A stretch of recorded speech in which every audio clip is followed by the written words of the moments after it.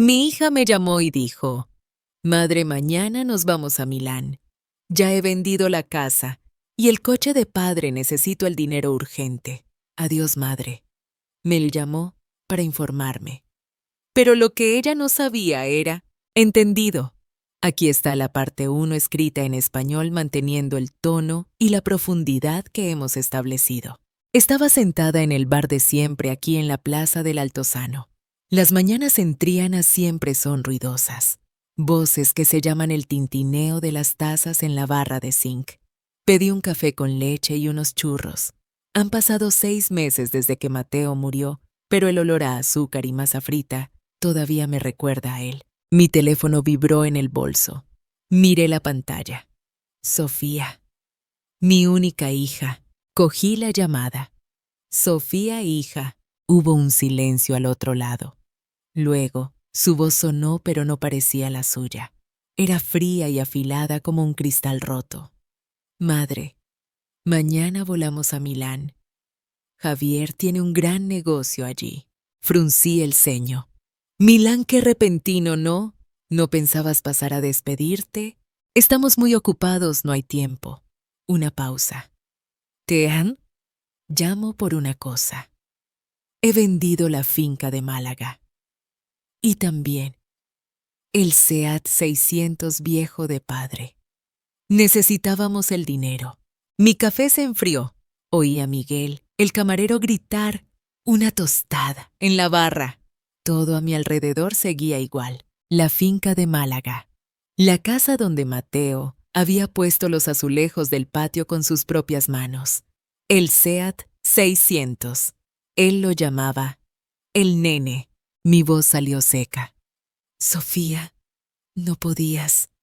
Los papeles. Ya está todo hecho, madre. Necesitábamos el dinero. Adiós. Colgó. Dejé el teléfono sobre la mesa. 45 años. Había dedicado mi vida entera a que ella tuviera de todo. Y ella acababa de vender los recuerdos de su padre en una llamada de 30 segundos. Miré a la gente cruzar la plaza. Respiré hondo intentando que el pecho no se me partiera. Y entonces ocurrió algo extraño. Me llevé la mano a la boca y me di cuenta de que estaba sonriendo, porque había algo que mi hija tan lista y tan apurada no sabía. Me llamo Carmen, tengo 71 años. Mi marido Mateo era maestro ceramista. Murió hace 6 meses aquí en nuestra mesa del desayuno mientras comía una tostada con aceite y tomate. Esa mañana me había besado en la frente y me había dicho, «Buenos días, mi amor». Fueron sus últimas palabras. Desde entonces, Sofía pareció preocuparse más por mí. Venía 3 veces por semana, siempre con prisas. Me ayudó con el papeleo del funeral. Me llevaba al mercado. Incluso insistió en que fuera al médico para una revisión. «Tienes que cuidarte, madre», decía con una sonrisa que yo había confundido con amor. Ahora lo entendía. Era preparación. La finca de Málaga, donde pasábamos la Semana Santa, donde Sofía aprendió a nadar, donde Mateo y yo nos sentábamos en el porche durante horas solo mirando el sol caer. Y el SEAT 600, Mateo lo limpiaba cada domingo. Decía que era patrimonio. Sofía sabía lo que ese coche significaba para mí. El olor a cuero viejo de los asientos todavía guardaba el aire de Mateo. Cuando colgó me quedé allí sentada. Por primera vez en 6 meses no lloré. Sentí una calma extraña, una claridad, porque acababa de recordar, 3 días antes de morir. Mateo me había dado un sobre grande de papel manila. Me cogió la mano su voz ya débil. «Carmen, guarda esto en tu cómoda. Si me pasa algo, ábrelo solo cuando estés realmente preparada».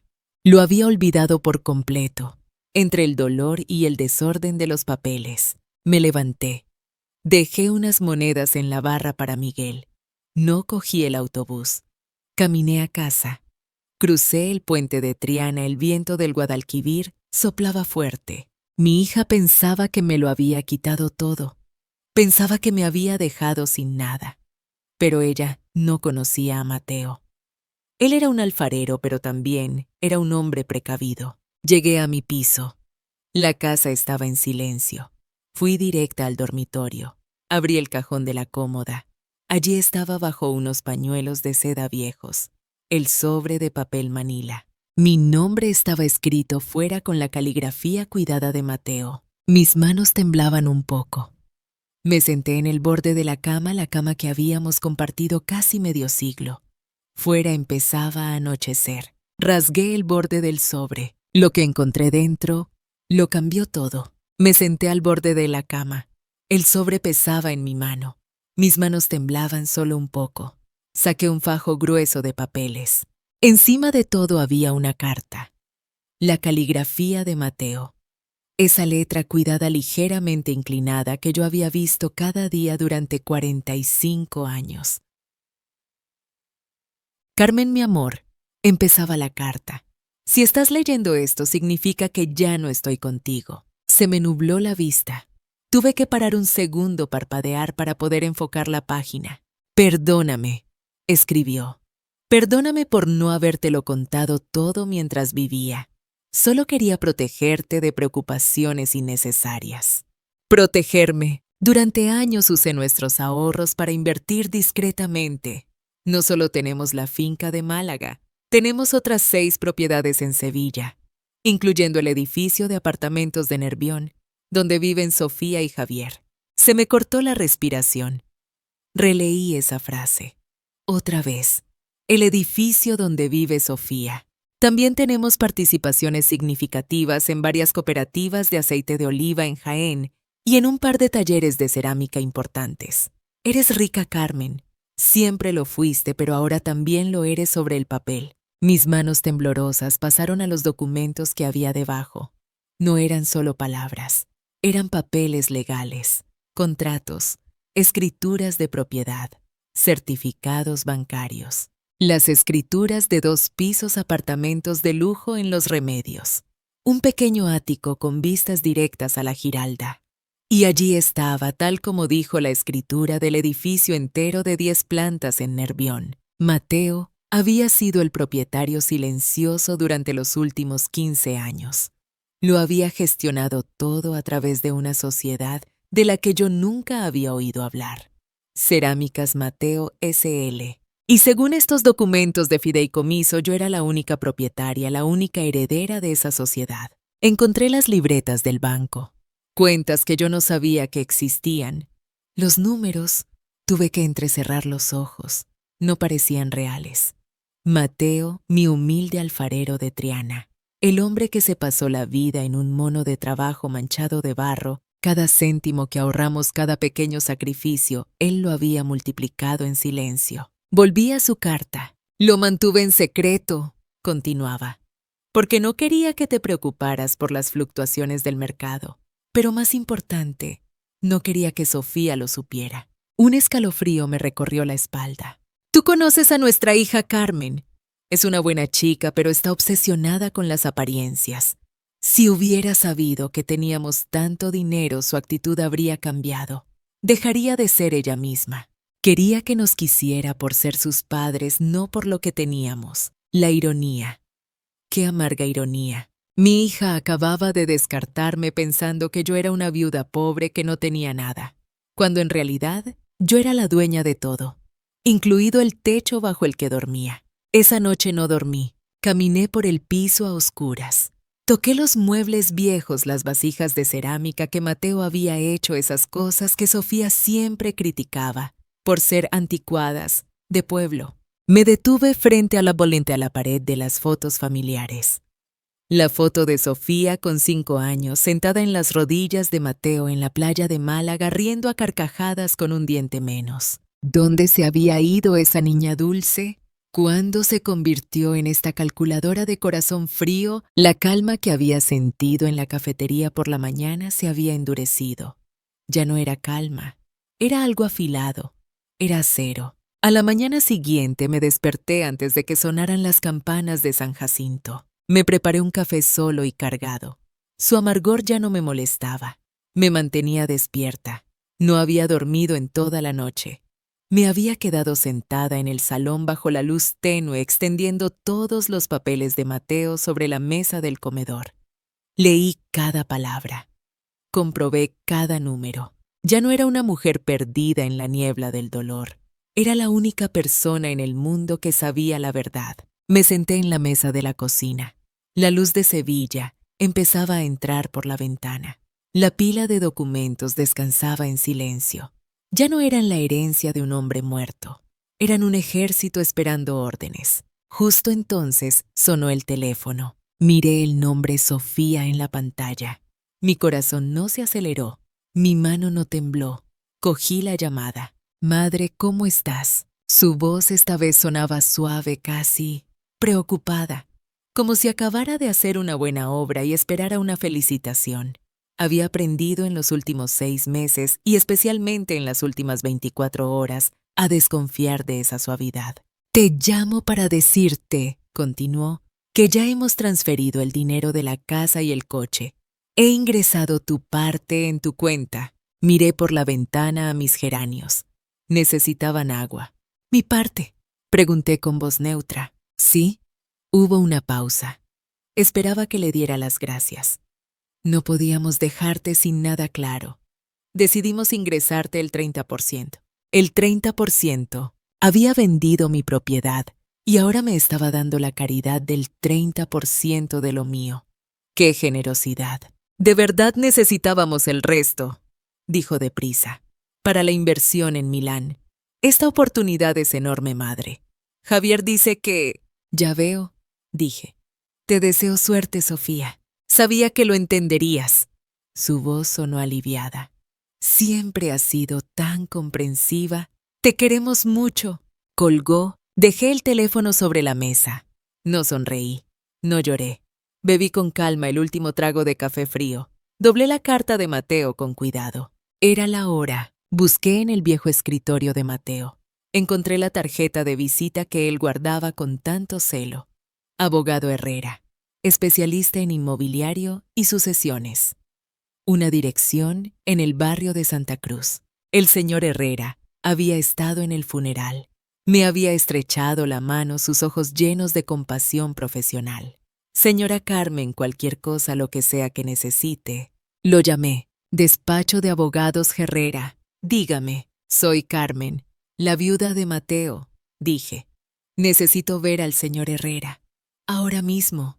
Acabo de encontrar unos papeles de mi marido. Su oficina estaba en un edificio antiguo. Muros gruesos, el aire fresco a pesar del calor de fuera. Un patio de mármol, el sonido del agua de una pequeña fuente. Una secretaria joven impecablemente vestida me hizo pasar a un despacho enorme. Suelos de roble, estanterías del suelo al techo repletas de libros encuadernados en piel. El señor Herrera salió de detrás de su escritorio de caoba. Mantenía esa misma expresión de condolencia. Señora Carmen, qué gusto verla, aunque en estas circunstancias. Mi más sentido pésame. Mateo era un gran hombre. ¿Necesita ayuda con la pensión de viudedad? No me senté. Abrí mi bolso. Saqué el sobre manila, ahora ligeramente arrugado. Lo puse sobre su escritorio brillante. Lo empujé hacia él. Necesito que revise esto, dije. Me miró a mí y luego al sobre.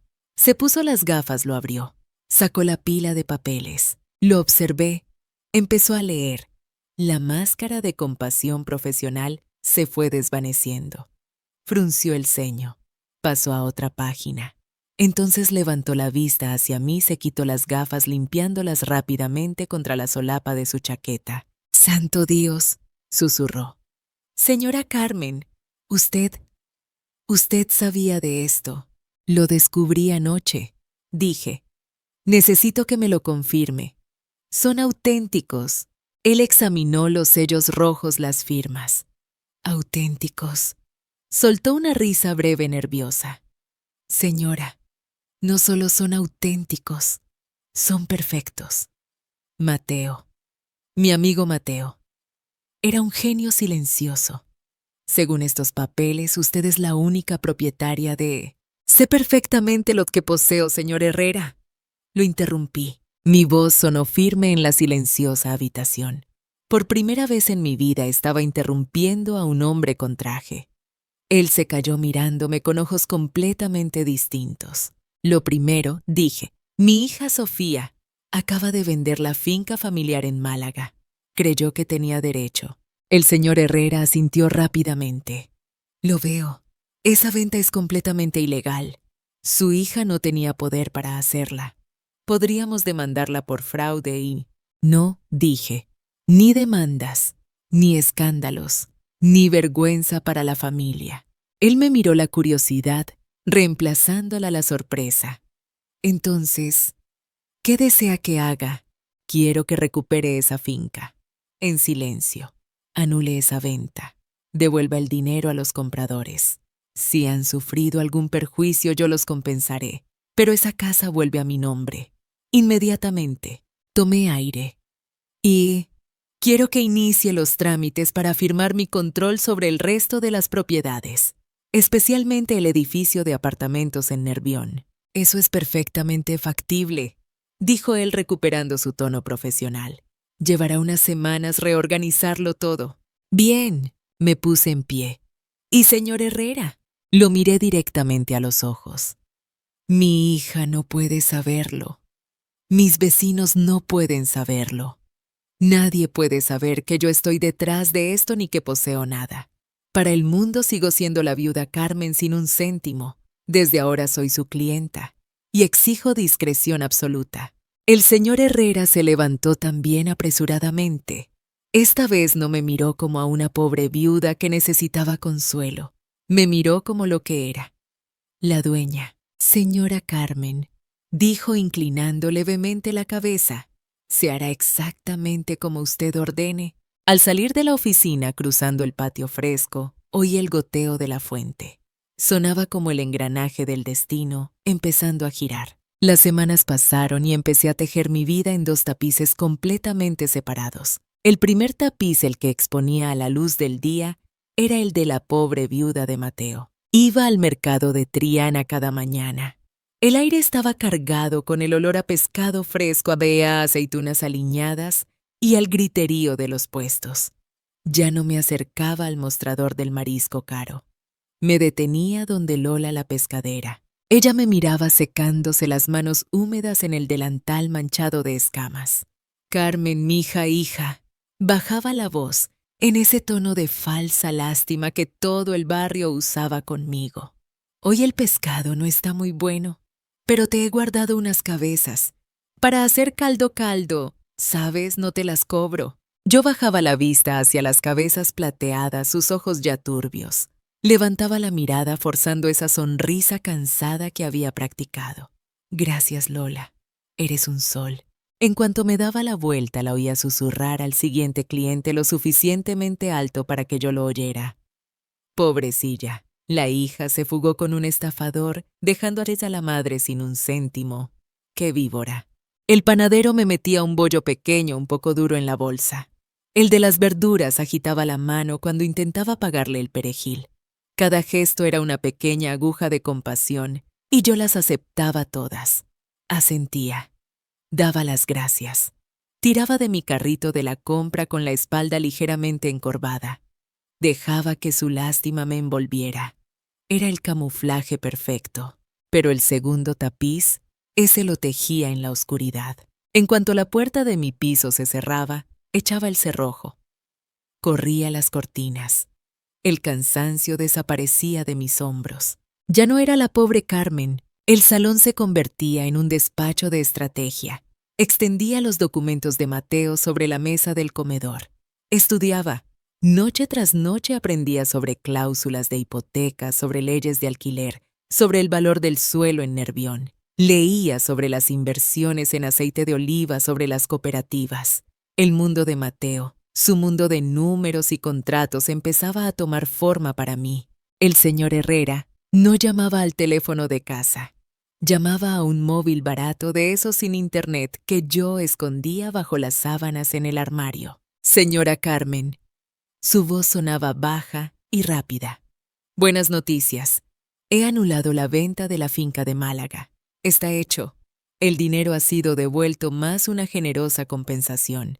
La casa es oficialmente suya. Bien, dije. ¿Y el SEAT 600? Hubo un silencio. Eso es más complicado, señora. Su hija usó el poder notarial que usted firmó. Legalmente la venta. Lo firmé mientras enterraba a mi marido. Lo interrumpí mi voz fría como el mármol. No sabía lo que firmaba. Encuentre al comprador. Páguele el doble, el triple de lo que pagó. No me importa la legalidad. Quiero ese coche de vuelta. Sí, señora. No discutió más. Una tarde de martes. Estaba regando los geranios del balcón cuando llamaron a la puerta. No era el toque de un vecino. Era un golpe fuerte, decidido. Como si quien llamara supiera que yo estaba dentro y no pensara irse. Miré rápidamente el salón. Todos los papeles estaban guardados.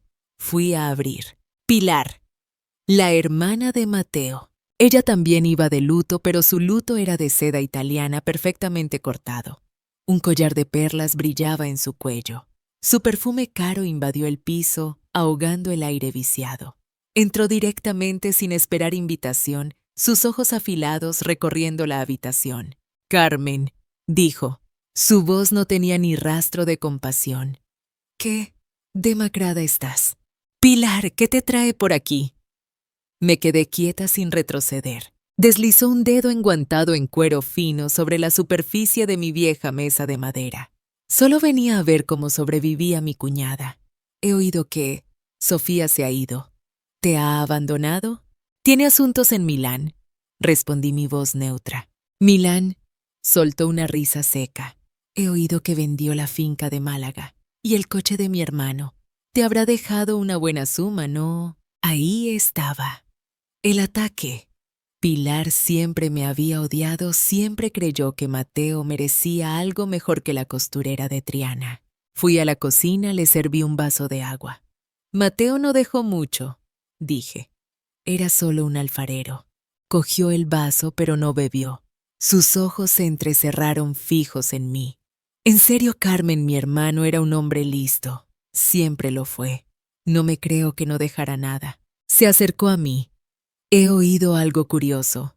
He oído que la venta de la finca se ha cancelado, que una gran compañía ha entrado y la ha comprado de inmediato, pagando mucho más. Mantuve mi rostro impasible. No sé nada de eso, Pilar. Esa compañía, dijo lentamente, se llama Cerámicas Mateo S.L. Ese nombre suena familiar, ¿verdad, cuñada? El aire en la habitación se volvió denso pesado. No sé a qué juego estás jugando, Carmen, susurró golpeando el vaso contra la mesa. Pero lo averiguaré.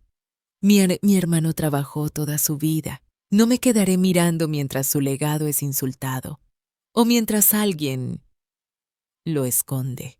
Dio media vuelta su perfume como una bofetada en mi cara. Ten cuidado, cuñada. En Sevilla, ningún secreto dura para siempre. La puerta se cerró de un portazo. Me quedé inmóvil. Esta partida no era solo entre Sofía y yo. Pilar también estaba en el tablero y estaba buscando. Eché el cerrojo. Esta vez corrí las cortinas más gruesas. Claro, aquí está la parte 5 en español reflejando la versión más intensa y atmosférica. Continué viviendo dentro de mi caparazón, el caparazón de una viuda inofensiva. De día, yo era Carmen la que iba al mercado de Triana, contando sus monedas con cuidado, aceptando las sobras de pan y las miradas de lástima. Su compasión era mi armadura. De noche era la dueña de Cerámicas Mateo S.L. Me sentaba en el salón con las cortinas corridas leyendo los informes que el señor Herrera me enviaba. Yo no estaba esperando, estaba observando. Sabía que el negocio de Milán era un espejismo. Sabía que Javier era una bestia herida huyendo. Un lunes por la mañana, mi teléfono secreto vibró. Era el señor Herrera.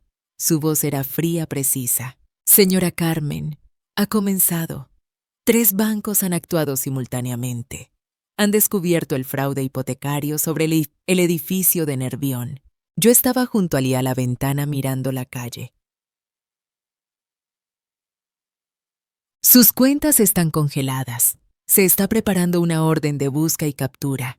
El viaje a Milán fue como usted predijo una fuga. Fe 186. Déjelos hacer, dije. No interfiera. Deje que los acreedores lo despedacen. Sí, señora. Su hija podría volver pronto. ¿La estoy esperando? Colgué. No sentí alegría. Sentí la fría confirmación de que la trampa se había cerrado.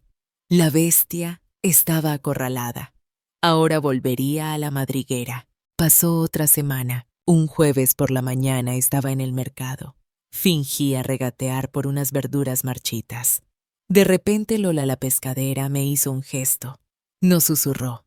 Me agarró del codo con fuerza, sus uñas clavándose en mi piel, sus ojos brillando con una crueldad mal disimulada, bajo la preocupación. Carmen, anoche tienes que oír esto. Puse expresión de cansancio. ¿Qué pasa, Lola? Tengo que ir a hacer la comida. Tu hija Sofía. Su voz fue un silbido que atrajo la atención de varios puestos cercanos. Ha vuelto. Me levé la mano al pecho. Mi respiración fingí se entrecortó. Sofía no puede ser. Ella misma, dijo saboreando el momento. Un taxi la dejó en la esquina a medianoche. Yo estaba recogiendo. Salió. Respiró hondo para darle dramatismo. Sola, con una sola maleta que parecía que la habían arrastrado. El vestido de seda que llevaba parecía que había dormido con él una semana. El pelo. Ay, Dios mío. Levantó un dedo mojado por el pescado. Se quedó allí, plantada en mitad de la calle, mirando el edificio. Ni siquiera tenía llaves. Tuvo que llamar al portero. Y él la miró de arriba abajo, como si viera, bueno, ya sabes, una cualquiera. Qué lamentable. Mis manos temblaron a propósito. ¿Dónde está Javier? Ella. Lola me agarró por los hombros, su expresión. Ahora era una mezcla de triunfo, te lo dije, y lástima extrema. Desaparecido, por supuesto, Sef 215 o 217. Ese se largó con el dinero, vete a casa, Carmen. ¡Qué tragedia! Dejé que me empujara unos pasos. Me di la vuelta arrastrando mi carrito casi vacío. Oí los susurros extenderse a mi espalda como un reguero de pólvora. Todo el mercado me miraba en silencio, observando a la pobre viuda a la que ahora volvía la hija pródiga y apestada. La actuación había llegado a su clímax. Llegué a mi piso. Eché el cerrojo. El temblor desapareció. Dejé de tambalearme. Fui directa a la cocina. Me serví un vaso de agua fría. Había vuelto. Rota, sola, sin llaves, despreciada por su propio portero. El teléfono de casa, el viejo teléfono beige, descansaba en silencio sobre la mesa. Lo miré. No me senté a esperar. Fui a regar los geranios. Les faltaba agua. Ya llamaría. Cuando el orgullo se le rompiera del todo. Cuando descubriera que todas las demás puertas estaban cerradas. La caída no había hecho más que empezar. Sabía que había vuelto. Toda Triana lo sabía. Pero mi viejo teléfono beige seguía en silencio. Pasaron 3 días.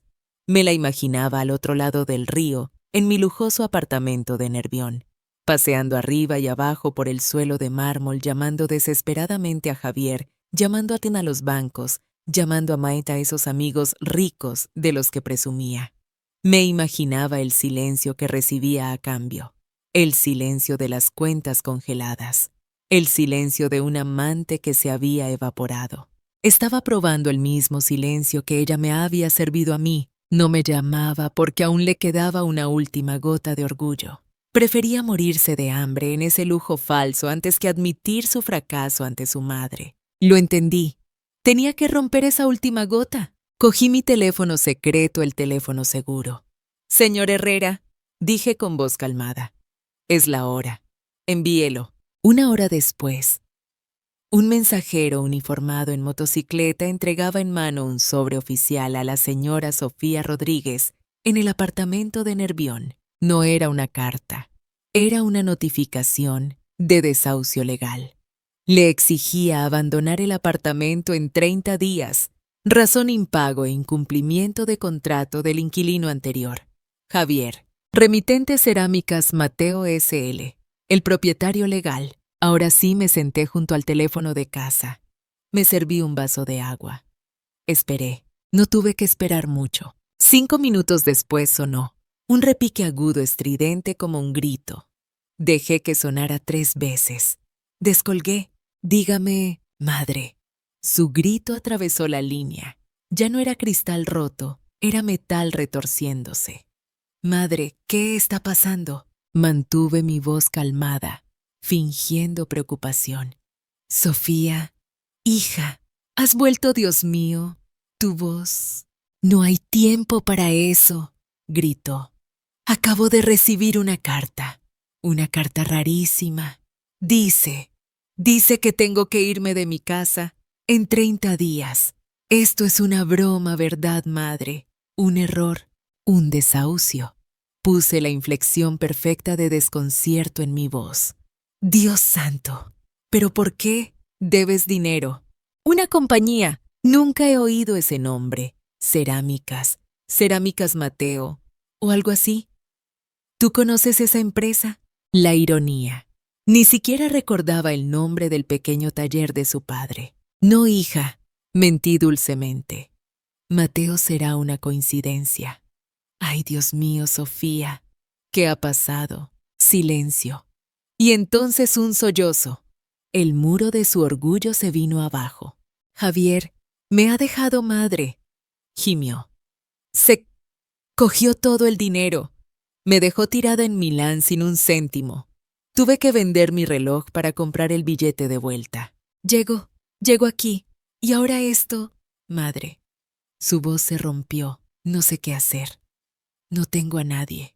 Ahí estaba, la súplica que yo esperaba. Ven a casa, Sofía, dije suavemente como una madre. Ven aquí conmigo. Lo veremos juntas. Llegó 1 hora después. Oí el traqueteo de las ruedas de su maleta en el pasillo. Abrí la puerta. La persona que estaba frente a mí no era Sofía. Era una extraña. Su caro traje de diseño estaba arrugado, sucio. Su pelo rubio, antes perfecto, estaba apelmazado. El maquillaje corrido por las lágrimas. Estaba esquelética. Y olía a miedo. Me miró con los ojos rojos e hinchados. Ya no era la hija arrogante que había vendido mi casa.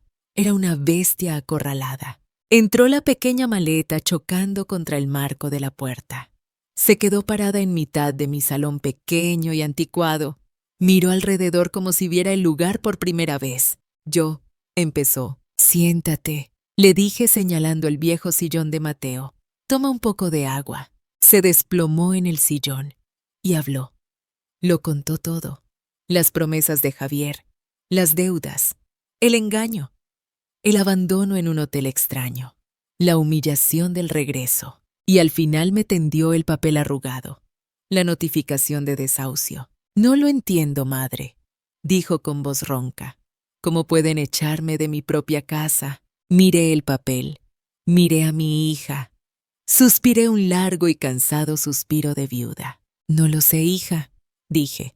Quizás Javier la hipotecó sin tú saberlo. ¿Pero dónde voy a ir? Me miró con pura desesperación en los ojos. No tengo dinero, no tengo trabajo.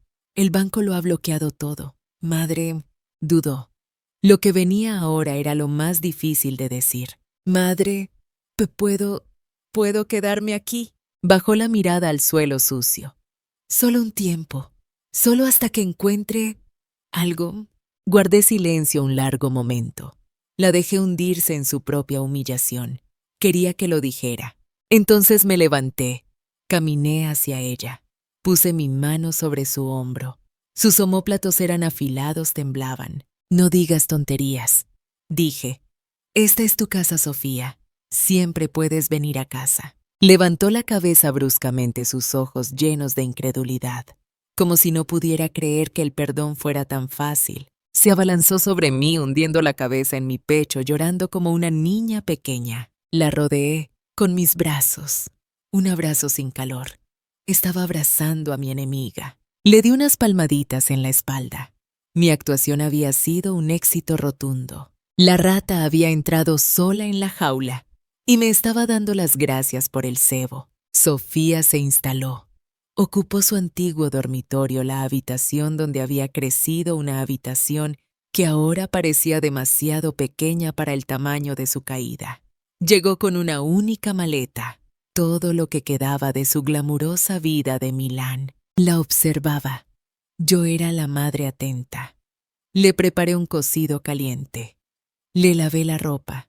La escuchaba llorar por las noches despotricando contra la traición de Javier, contra las deudas que la ahogaban. Era como un pájaro con el ala rota, completamente dependiente de mí.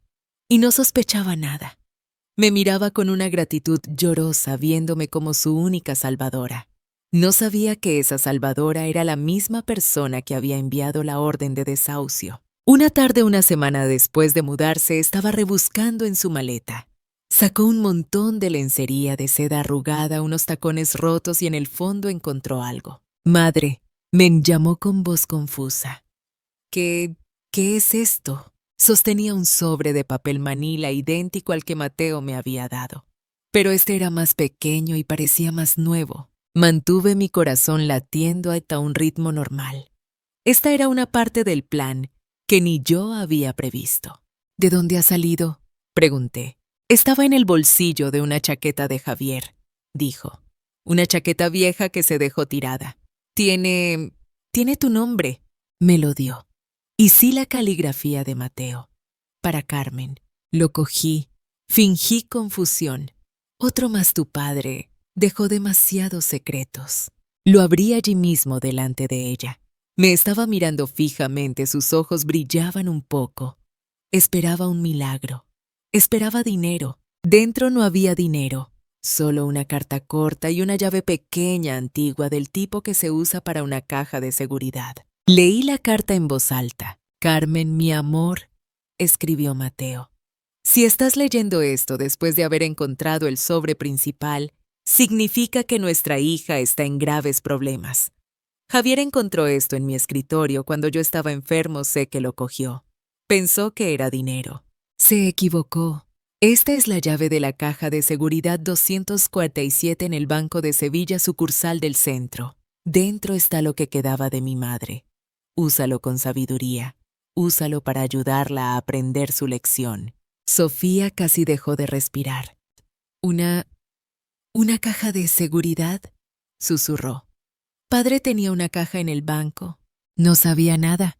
Dije, lo cual era medio verdad. «Madre». Me agarró del brazo, sus uñas clavándose en mi piel. «Tenemos que ir, ahora mismo. Y si hay algo de valor ahí. Documentos o dinero. Algo que pueda ayudarme a pagar las deudas». La miré. Todavía no lo entendía. Seguía buscando una salida fácil. Seguía pensando que el dinero solucionaría el problema. Mateo tenía razón. Incluso desde el más allá conocía a su hija. «No lo sé, Sofía», dije fingiendo dudar. «Son las cosas de tu abuela. Quizás deberíamos dejarlo estar». «¿Dejarlo estar?», gritó la desesperación volviendo.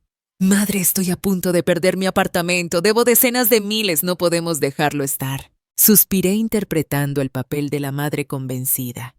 «Está bien», dije. Mañana por la mañana, iremos al banco». Esa noche no lloró. Por primera vez. Se paseaba por el salón haciendo planes, calculando cuánto dinero necesitaba, a quién pagaría primero. Había encontrado una esperanza. Yo la miraba y veía a una adicta esperando su próxima dosis. Al día siguiente fuimos al Banco de Sevilla, un edificio enorme de mármol frío y silencioso. Sofía se retorcía a mi lado mordiéndose las uñas.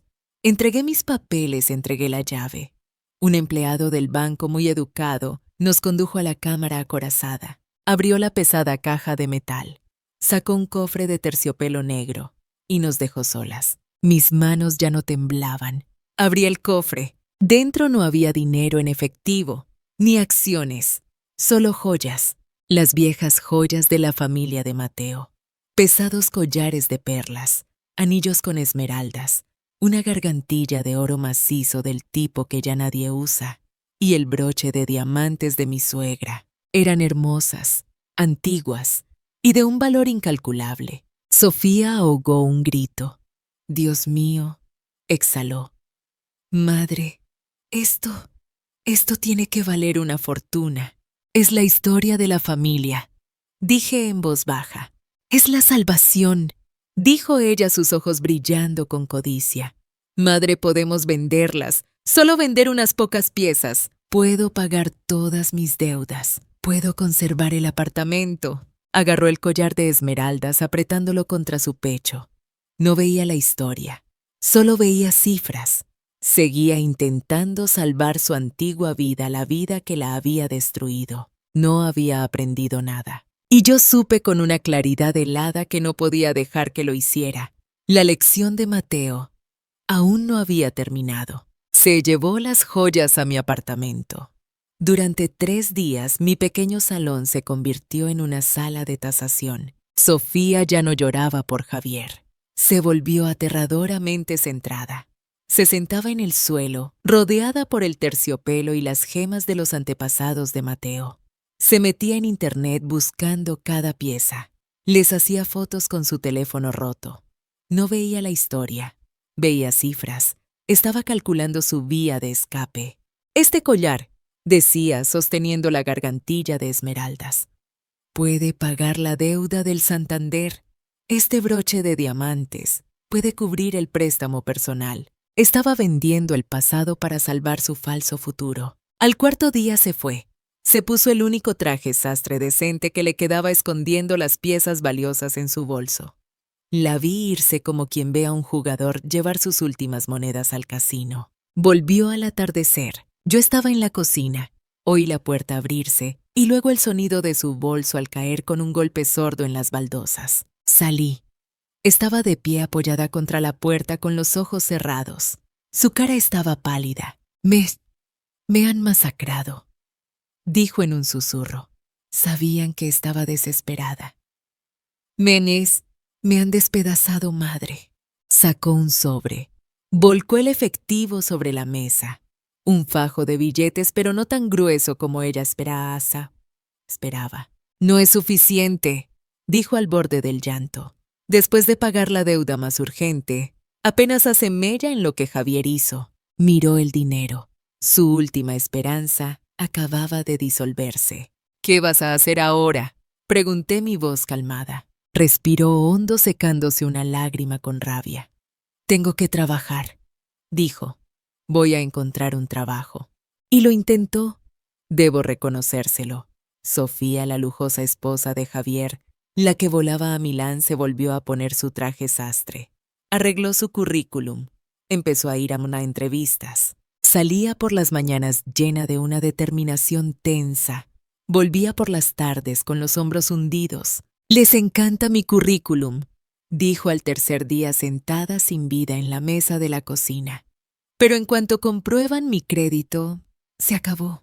Nadie quiere contratar a alguien a quien persiguen 3 bancos.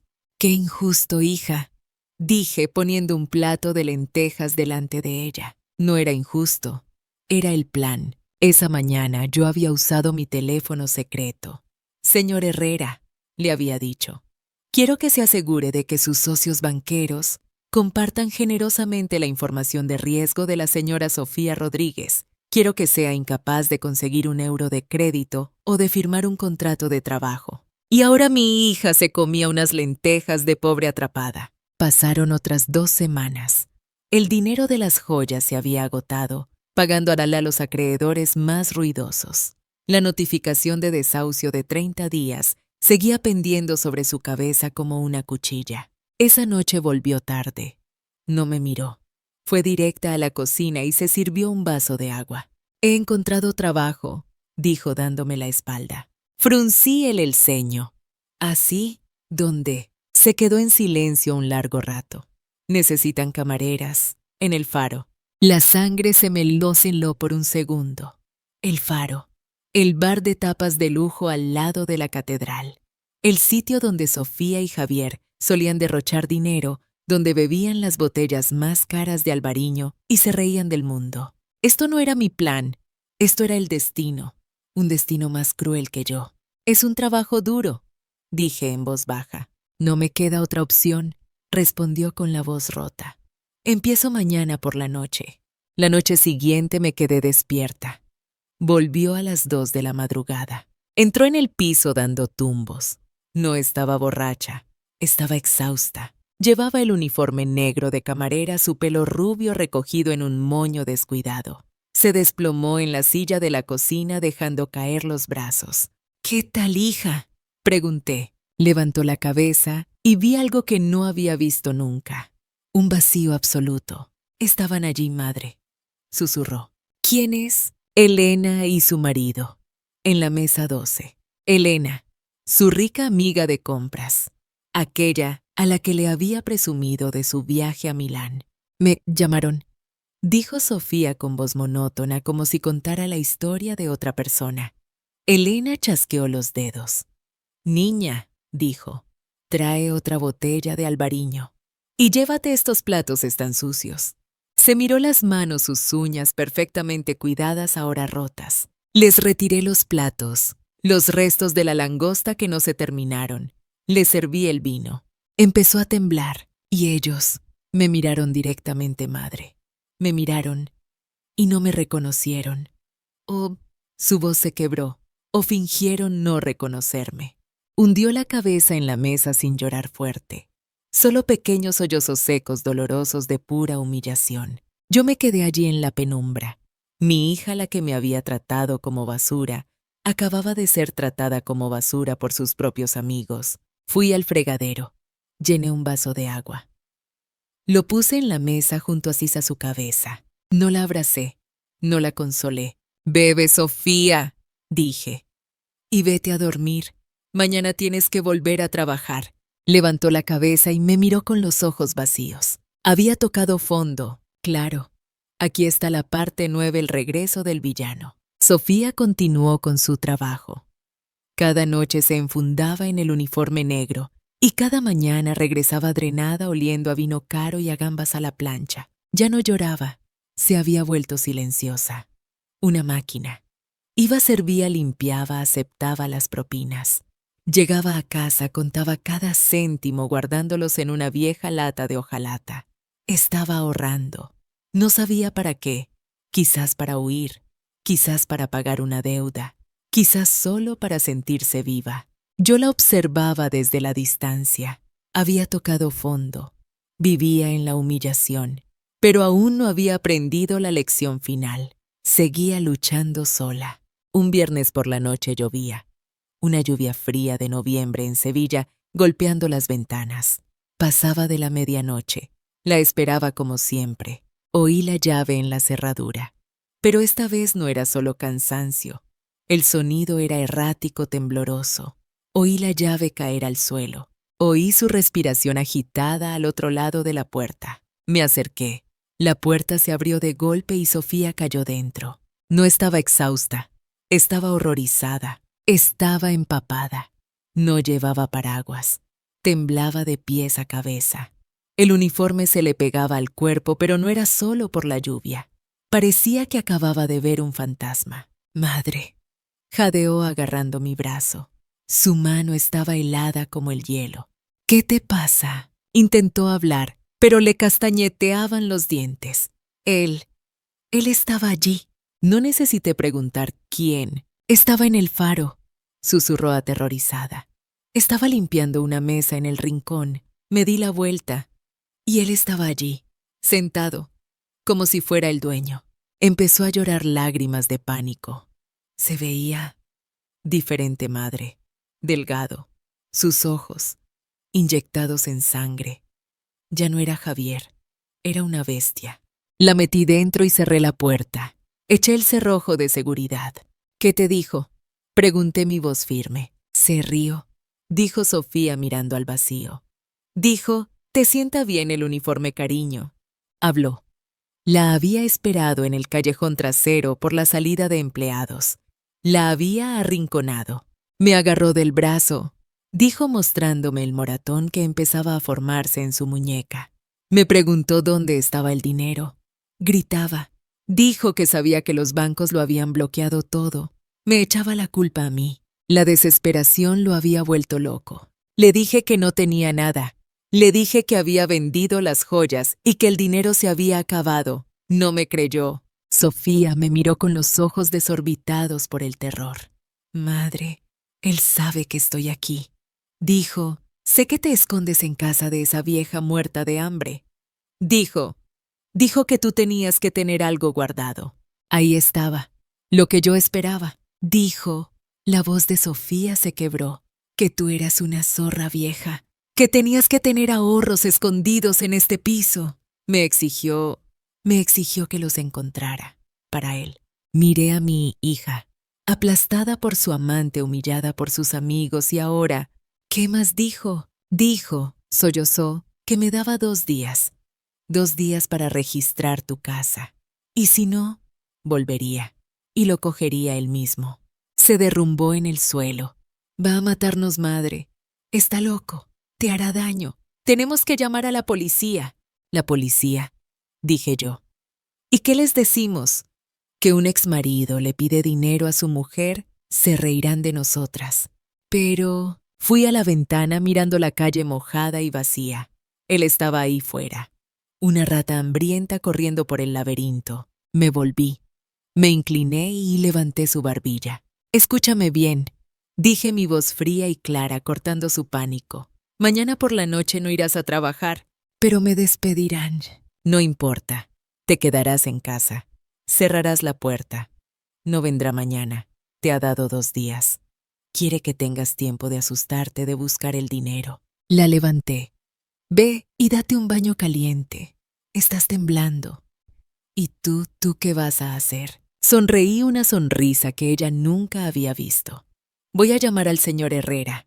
Creo que es hora de organizar ciertas cosas. La acompañé al baño como a una niña. Cuando cerró la puerta no llamé al señor Herrera.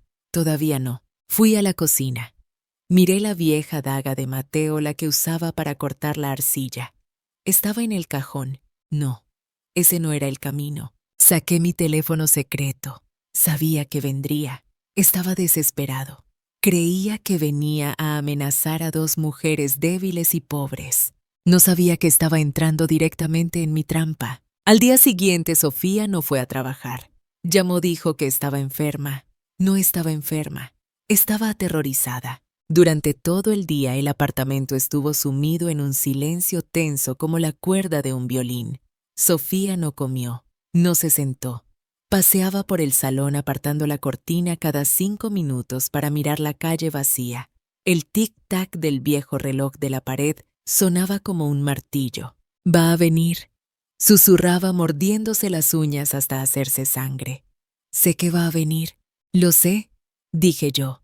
Estaba en la cocina limpiando un cuenco de lentejas. Mis manos no temblaban. Tenemos que llamar a la policía, madre. Siseó de nuevo su paciencia rota. ¿Y qué les decimos? Respondí sin levantar la vista. ¿Que un exmarido está enfadado? No ha hecho nada todavía, Sofía. En Sevilla eso no es suficiente. Cayó la noche. La lluvia había parado, dejando un aire húmedo y pesado. Había preparado la cena, pero ninguna de las 2 la tocó. Exactamente a las 8. ¡Pah! No fue un golpe, fue una patada. La delgada puerta de madera del piso vibró. Sofía gritó encogiéndose en un rincón, cubriéndose la cabeza. ¡Bam! El sonido de la madera astillándose. El pestillo de latón que Mateo había instalado hacía 30 años saltó. La puerta se abrió de golpe. Allí estaba él, Javier. Ya no era el hombre pulcro con traje italiano. Era una bestia salvaje. Estaba empapado con barro en los zapatos. Sus ojos estaban rojos desorbitados. Buscaba su droga. Buscaba el dinero. ¿Dónde está el dinero?, rugió entrando en la pequeña habitación. No me miró. Volcó la silla donde Sofía acababa de estar. Corrió hacia ella agarrándola por el pelo. Te di 2 días. ¿Qué encontraste? ¿Dónde está? No tengo nada, gritó Sofía intentando soltarse. Javier, por favor, no tenemos nada. Él se rió un sonido horrible. Nada, la soltó. Se giró hacia mí. Yo seguía inmóvil en la puerta de la cocina. Vieja, siseó acercándose. Se acabó la farsa. ¿Dónde lo escondes? ¿Bajo el colchón?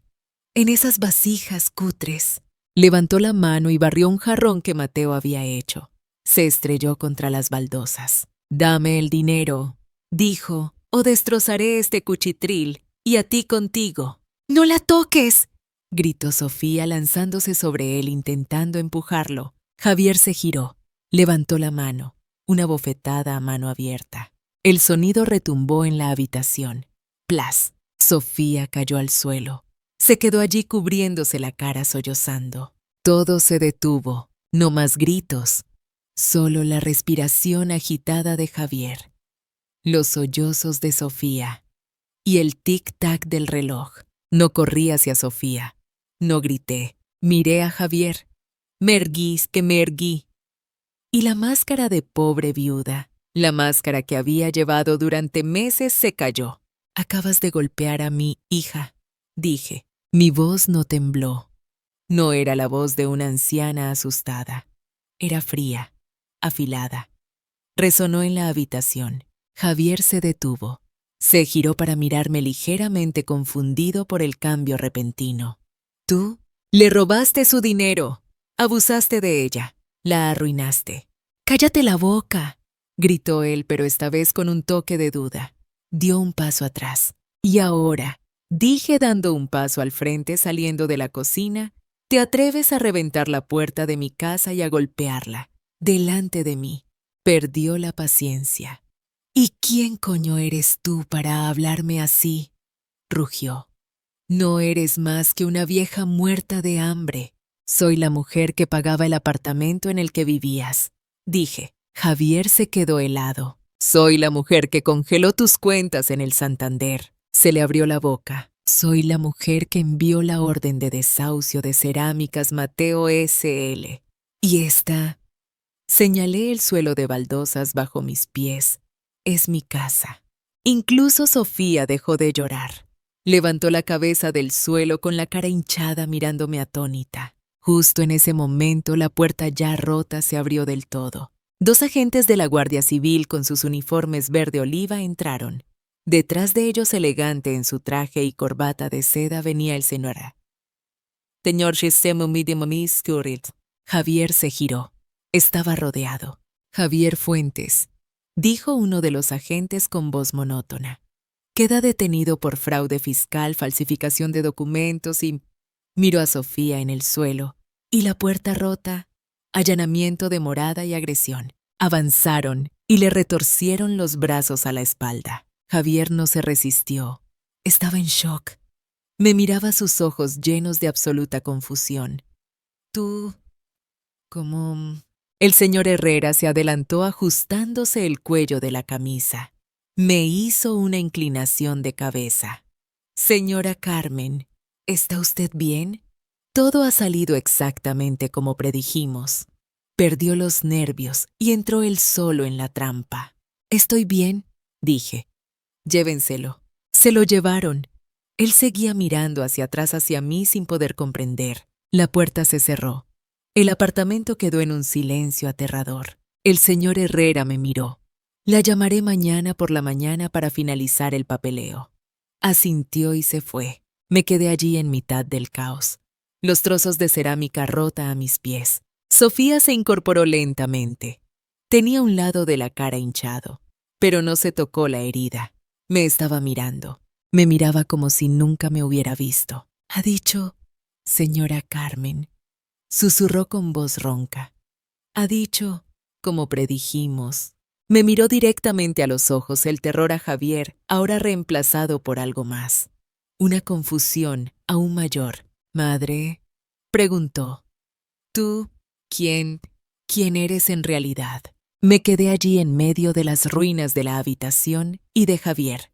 Las sirenas de la policía se apagaron a lo lejos, devolviendo el silencio al piso. Un silencio que ahora pesaba más que los gritos de antes. Sofía se incorporó lentamente. Tenía la mejilla roja por la bofetada, pero no parecía sentir el dolor. No me miraba. Miraba al vacío. Yo me quedé inmóvil esperando. «Madre, ¿qué es lo que acabas de decirle a Javier?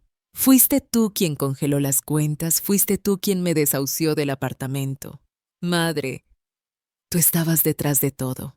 ¿Por qué me has hecho esto? ¿Por qué? Gritó llena de rabia. Me estaba culpando. Respondí con calma que por qué para que pagaras el precio de tu propia estupidez. Vendiste la finca sin consultarme. Vendiste el coche de tu padre sin mi permiso. Sofía, estoy muy triste por eso. Estoy tan decepcionada de ti. No me respetaste. Estabas demasiado ciega por culpa de ese traidor. Guardé silencio para que recibieras la lección por ti misma, para ver si aprendías algo. La rabia en el rostro de Sofía desapareció reemplazada por un colapso total. Lo entendió. No estaba siendo castigada, estaba siendo educada. Caminé hacia ella con el trozo de cerámica todavía en la mano, porque la Sofía que volvió de Milán no era mi hija, era un monstruo codicioso y egoísta que esa vida lujosa había creado. Era una extraña. Me detuve justo delante de ella. Dejé que tocaras fondo. Te despojé de todo, para ver si mi verdadera hija seguía ahí dentro. Si todavía sabía arrepentirse, si todavía sabía luchar por su propia dignidad. Bajó la cabeza temblando. Las deudas de Javier. Las he pagado. No volverá a molestarte nunca más. Levantó la vista con un frágil rayo de esperanza. Pero, dije aplastándolo, la lata con tus propinas. Eso es tuyo. El trabajo en el faro sigue siendo tuyo. Esa humillación tienes que superarla por ti misma. Dejé el trozo de cerámica rota sobre la mesa a su lado. No te di dinero, te di algo que habías tirado. Me miró mientras las lágrimas corrían por su cara hinchada. Te he dado una segunda oportunidad. No la desperdicies. Me di la vuelta y fui a la cocina. La dejé sola entre las ruinas de su antigua vida y la lección para una nueva. La dejé sola. Esa noche no dormí. La oí. No eran llantos, solo un ruido de rebuscar. El sonido de ella recogiendo cada trozo de cerámica rota de su padre colocándolo sobre la mesa. A la mañana siguiente fui a la cocina a preparar café. El apartamento estaba silencioso como una tumba. Pensé que quizás se había marchado. Pero entonces a las 6 de la tarde oí abrirse la puerta de su habitación. Salió. Se había duchado. El moratón de su mejilla se había vuelto violáceo. Llevaba el uniforme negro del faro limpio y planchado. No me miró. Fue directa a la puerta principal. Me voy a trabajar, dijo con voz ronca. No pidió dinero. No me maldijo. No suplicó perdón. Solo se fue. Esa era su respuesta. Pasó un mes. Nuestra vida era una guerra fría. Dos mujeres en un piso pequeño. Comíamos en extremos opuestos de la mesa. Nos evitábamos en el estrecho pasillo. Seguía trabajando en el faro. Cada noche volvía cansada. Ya no era un fantasma, era un soldado. Un lunes por la mañana encontré un fajo de euros arrugados en la mesa de la cocina. Al lado una nota para la comida. No toqué el dinero. Esa noche la esperé. He pagado todas tus deudas. Le dije justo cuando entraba.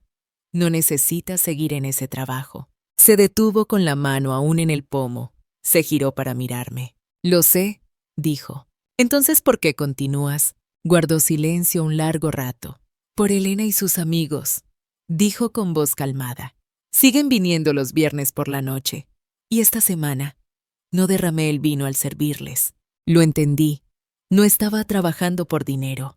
Estaba forjando de nuevo su dignidad. Eso es asunto tuyo, dije y me fui al dormitorio. Pasó el invierno. Llegó la primavera. Un domingo por la mañana. Dejé las llaves sobre la mesa. Ven conmigo. El Seat 600 color crema estaba aparcado abajo brillando bajo el sol. El señor Herrera lo había encontrado y restaurado perfectamente. Sofía se quedó paralizada.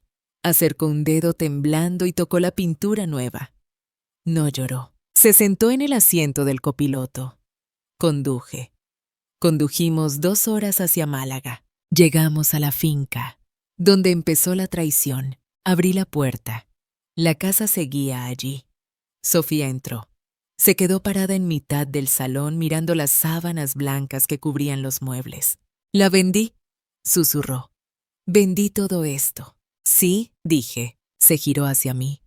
«Madre, No espero que me perdones, porque no me lo merezco. Solo quiero decir, lo siento, madre, por todo lo que he hecho.